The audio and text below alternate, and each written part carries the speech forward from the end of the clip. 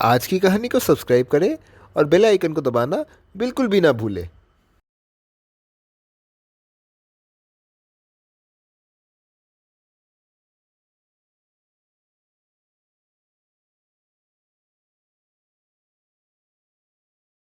हमारा ब्रह्मांड में आपका स्वागत है। दोस्तों, तो हमने सौर मंडल, सूर्य ग्रहण, चंद्र ग्रहण, चांद के बदलते आकार, पृथ्वी और उसकी सृष्टि के बारे में, तारों और नक्षत्रों के बारे में भी जान लिया होगा। तो फिर दोस्तों, अब क्या? अरे, ये क्या है? जी हाँ, ये आसमान के टूटते तारे हैं। इनको उल्का भी कहा जाता है। ये जो उल्का होते हैं, ये बहुत प्रकार के पत्थरों से बना होता है। माना जाता है मंगल और बृहस्पति के बीच एक स्थान होता है जिसको एस्ट्रॉयड बेल्ट कहा जाता है।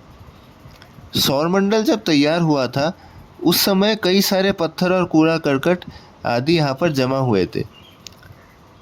जब उल्का और उसके आसपास के कण आपस से मिलने लगते हैं, तब वे आग से ज्वलित हो उठता है और वे सभी पृथ्वी की ओर बढ़ने लगते हैं और ये उल्कापात में बदलने लगते हैं।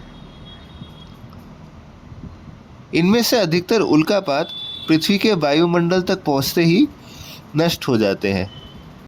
रोजाना करीब 2.5 करोड़ से भी ज़्यादा उल्कापात वायुमंडल तक पहुंचते ही नष्ट हो जाते हैं।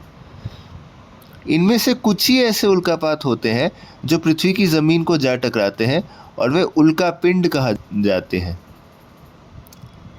तो अब आप आसमान में जब टूटते तारे को देखेंगे, तब आपको इसके पीछे का पूरा कारण समझ में आ जाएगा। परंतु अब आसमान में ये क्या मंडरा रहा है?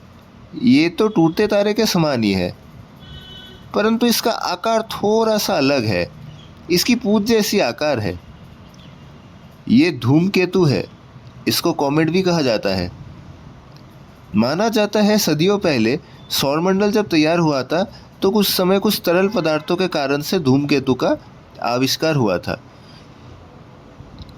ये धूमकेतु जब सूर्य की ओर पहुंचती है, तब बहुत अनोखी दिखती है।